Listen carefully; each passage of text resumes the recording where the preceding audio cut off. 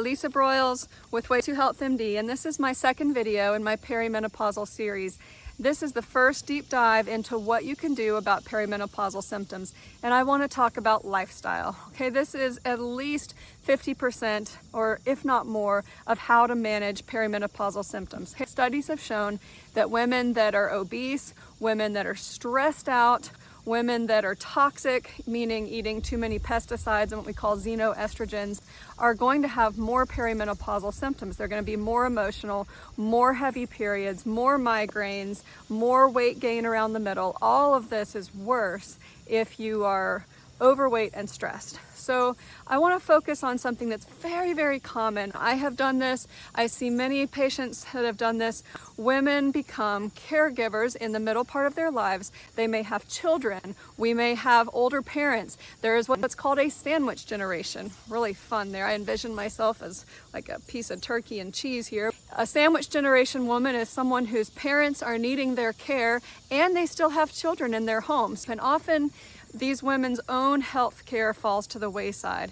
And by the time they come to me, they are absolutely losing their minds. So I'd love to help you prevent that from happening, or if you are on that edge, good news, you can come back from it. So the first thing you have to do is you have to sit back and say, enough is enough. I need to prioritize me, and realize that your parents and your children and your spouse will be healthier and happier if you are healthier and happier. So it's not a selfish thing, and it becomes a critical thing because in your mid-40s, when you approach perimenopause, your body's done trying to compensate for the stress and the abuse you put it through, and it starts breaking down and not putting up with it, and you start having more of the symptoms I described in your first video.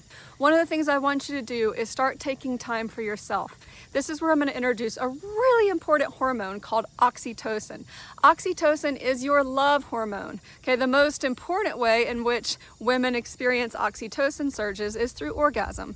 The lovemaking process increases oxytocin as well, so you don't necessarily have to climax to achieve a nice oxytocin surge, but oxytocin makes you feel connected, makes you feel loved and loving towards others. And if you've noticed as a perimenopausal woman that's really stressed out, that you start to feel detached and just emotionally kind of like there's an invisible barrier between you and others, that is an oxytocin deprivation, okay? So if regular orgasms is not on the table for you, then there's other ways to improve your oxytocin levels, and that's connecting with others. Scheduling social events with your friends, your family, those that you care about, that you enjoy.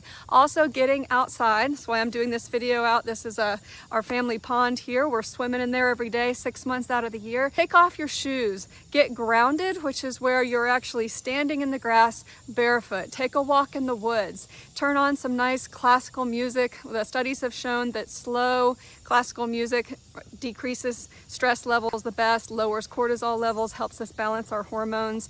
Also exercise, especially yoga. There's been lots of studies showing that women that do yoga at least 3 days a week have increased bone mineral density and less risk of developing osteoporosis.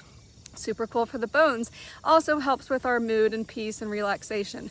A positive attitude is also incredibly important because none of us can help that stress is going to happen. It's inevitable. It is our response to stress that we can control. I pray in the mornings.